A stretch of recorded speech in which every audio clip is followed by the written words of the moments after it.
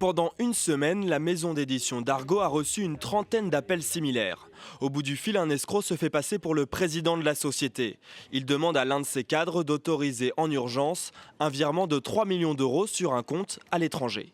Sceptique, l'entreprise a enregistré l'une de ces conversations.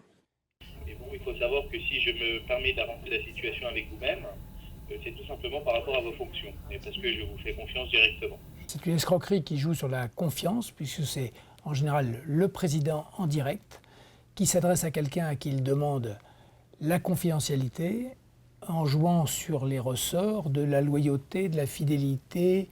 La maison d'édition n'est pas tombée dans le panneau, mais l'addition aurait pu être lourde. Car si ces virements sont effectués, l'argent atterrit sur un compte à l'étranger, souvent en Chine, avant d'être à nouveau transféré. Grâce au décalage horaire, les voleurs sont intraçables. Certaines des plus grandes entreprises françaises ont déjà été touchées. Le phénomène est tel que la lutte contre ce type d'escroquerie est devenue une priorité nationale de la police qui doit constamment s'adapter. Les escrocs ne sont pas prisonniers des schémas.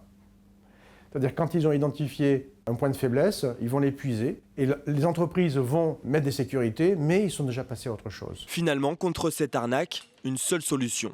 C'est le bon sens.